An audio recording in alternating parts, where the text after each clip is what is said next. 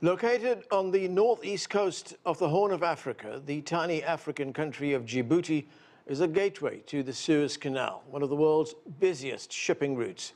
Foreign Minister Mahmoud Ali Yusuf spoke with Jim Spellman about geopolitical tensions and the road to sustainable development. I think that the SDGs are at the center of our, let's say, programs for development as a developing country.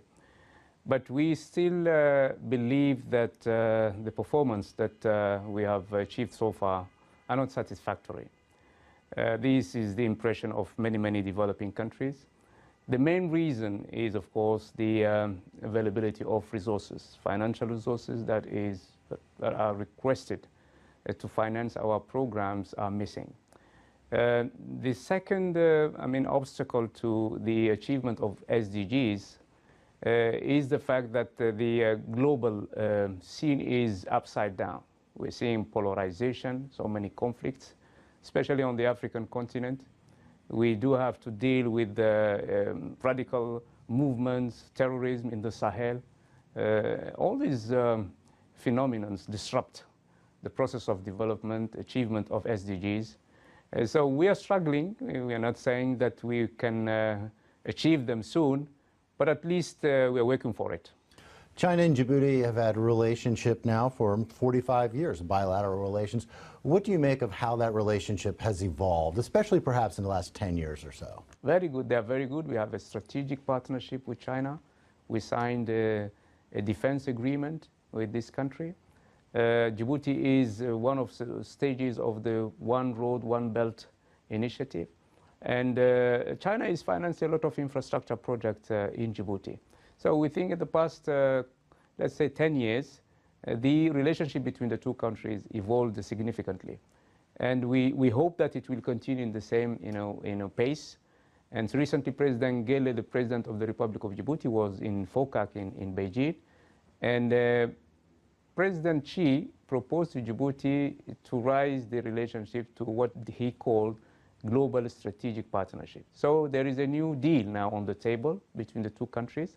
So we are quite satisfied with the level of relationship between Djibouti and China.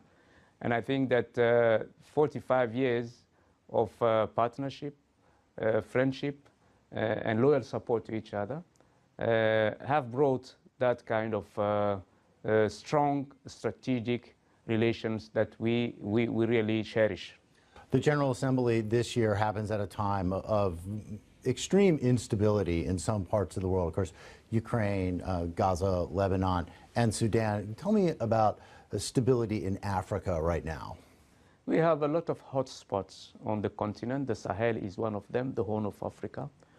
But we believe that the countries that can make a difference, the P5, those who are responsible for the peace and stability and security in the world, don't do enough to stop the war. For instance, war in Gaza. They don't support Sudan the way they should.